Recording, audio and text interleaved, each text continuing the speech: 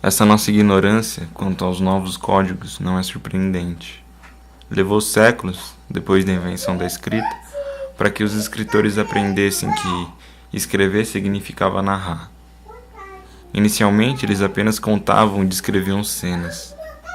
Também vai demorar bastante, até que aprendamos as virtualidades dos códigos eletrônicos, até que aprendamos o que significa fotografar, filmar, fazer vídeos ou programação analógica.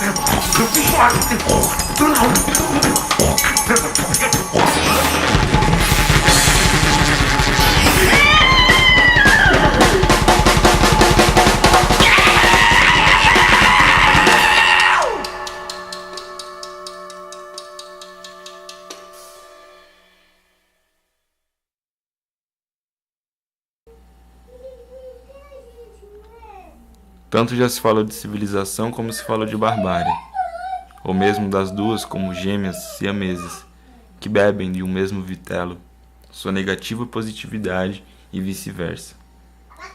Mas o uso que fazemos de uma percepção mais sensível diante do hino civilizatório ou da mais agônica barbaridade precisa ser reatualizado. Interessante ver como pouco nos simpatizamos diante da miséria de El Salvador, dos guetos da Nicarágua, das calles da Cidade do México, das palafitas de Caracas. Essa imagem de latino-americano fudido que a gente não se identifica, mas que reproduzimos constantemente. Porque é difícil entender que o Morro Carioca é tão miserável quanto que nas favelas da Grande São Paulo escorrem litros e litros de sangue todos os dias. A imagem irrefletida nos causa dor, mas nem tanta. A dor mesmo a gente não capta. A imagem não capta.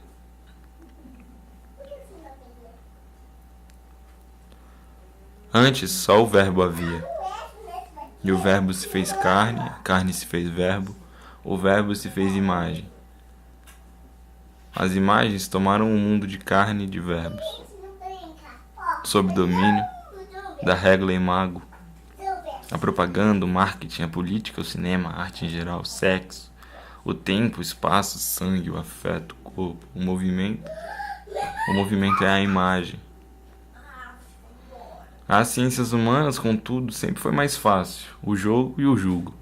A mordaça infeliz sempre recai sobre as costas de outrem. Assim como as correntes, os chicotes, a bala. Se o fim da política significa escravidão ou liberdade, para nós, o cuidado é pouco. Berramos ainda as velhas fórmulas, inadequadas em muito.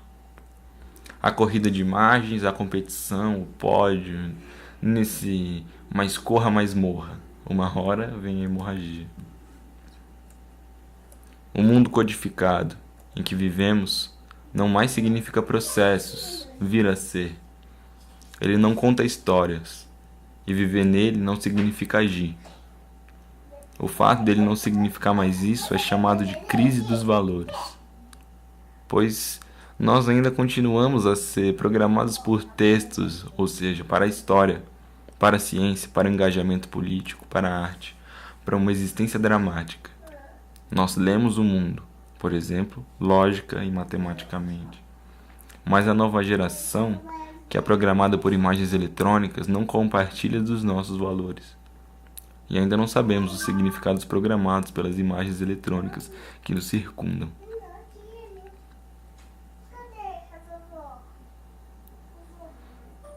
Era tarde de domingo, um sol nebuloso por detrás da nuvem. Poderia chover.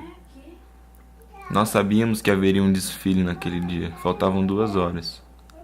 Sabíamos que todos os nossos vizinhos iam, o meu chefe, os donos da casa alugada em que morávamos também. Todos foram convocados. Era 1º de janeiro, o novo presidente acabava de assumir o mandato.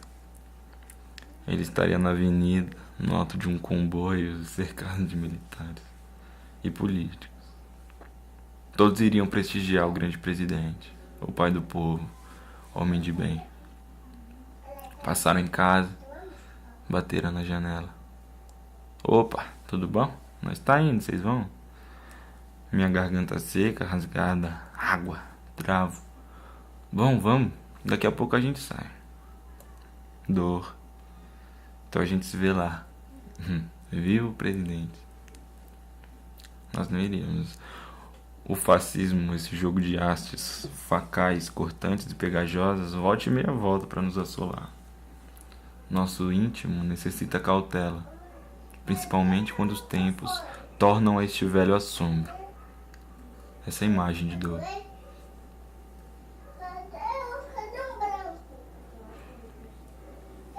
O tempo e a matéria da imagem... Cadê o branco?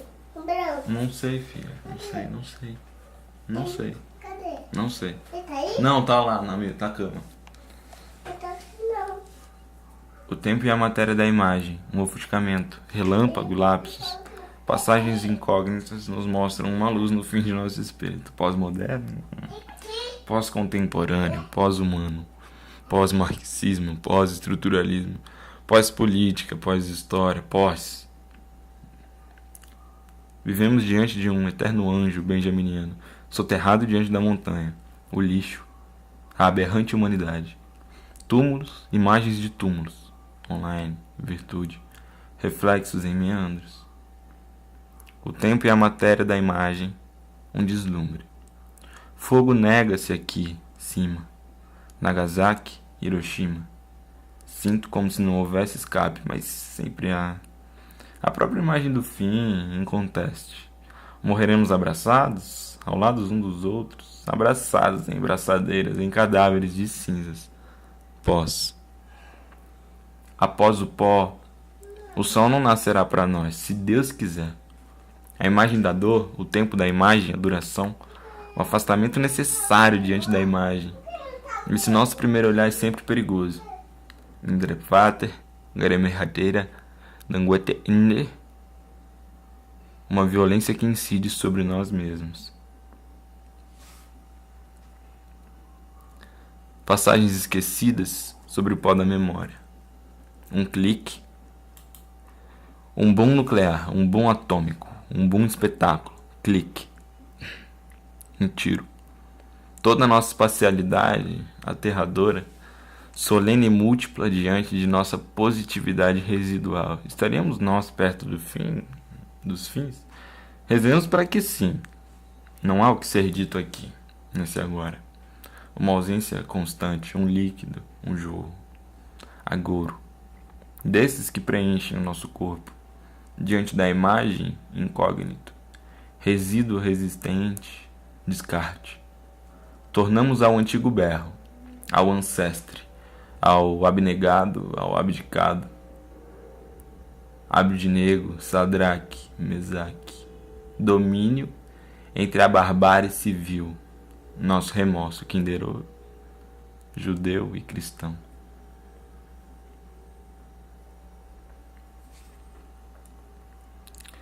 A imagem meio, a imagem partida, uma imagem de si, magia, relapso, convexo, nulo.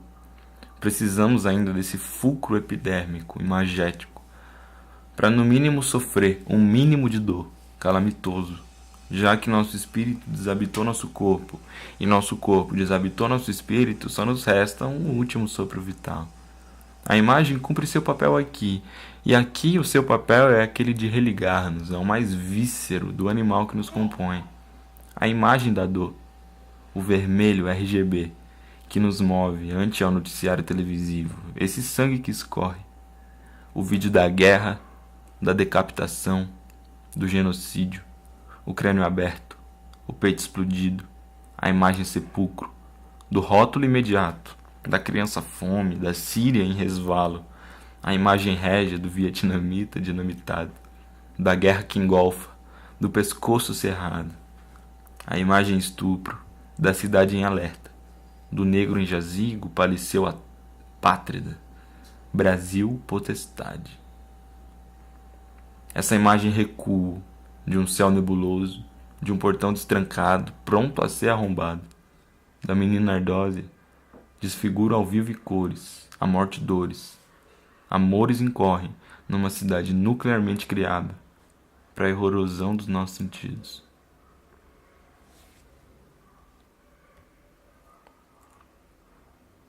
A escrita é um passo de regresso às imagens, pois ela permite que as analisemos.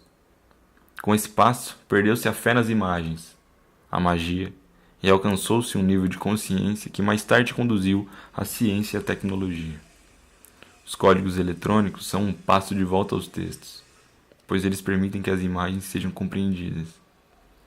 Uma fotografia não é a imagem de uma circunstância, assim como a imagem tradicional é, mas é a imagem de uma série de conceitos que o fotógrafo tem com relação a uma cena. A câmera não pode existir sem textos, por exemplo, as teorias químicas. E o fotógrafo também precisa primeiro imaginar, depois conceber, para por fim poder imaginar tecnicamente. Com a volta dos textos para a imagem eletrônica, um novo grau de distanciamento foi alcançado. Perdeu-se a crença nos textos, nas explicações, nas teorias, nas ideologias, pois eles, assim como as imagens, podem ser reconhecidos como mediação. Isso é o que consideramos como crise dos valores. O fato de termos retomado do mundo linear das explicações para o mundo tecno-imaginário dos modelos. Não é o fato de as imagens eletrônicas se movimentarem, nem de serem audiovisuais, nem o fato de irradiarem nos raios catódicos que determina sua novidade revolucionária, mas o fato de que são modelos, isto é, significam conceitos.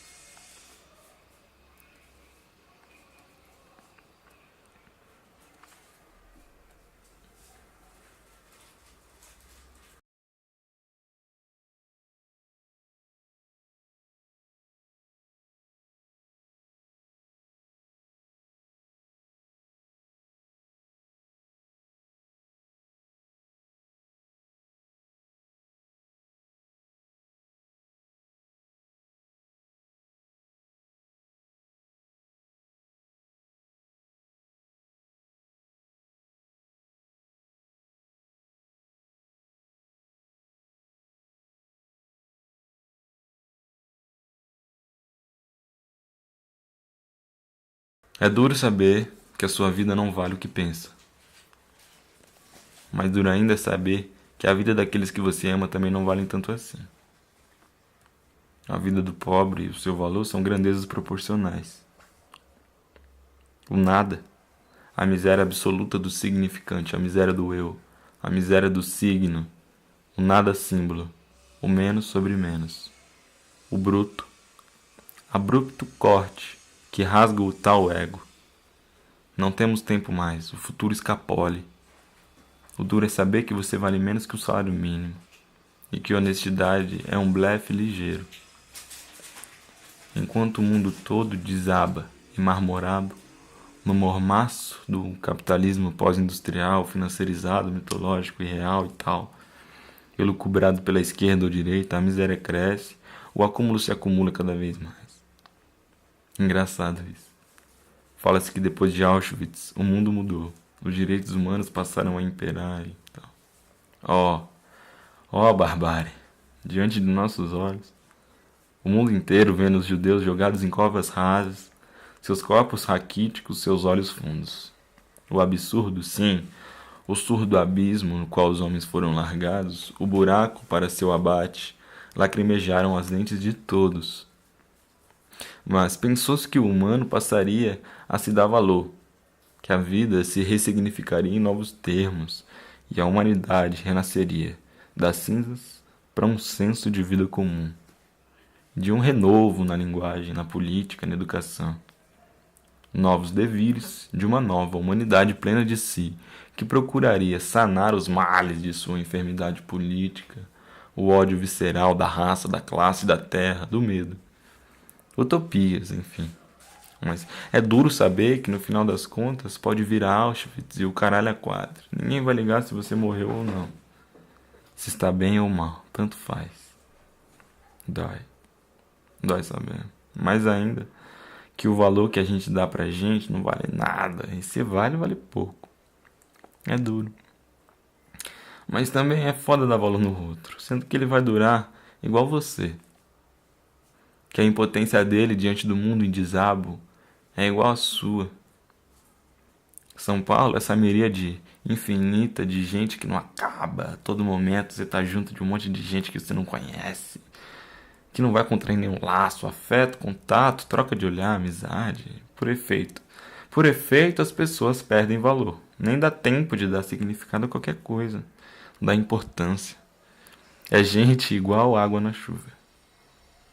No final, somos todos Tietê em Pinheiros.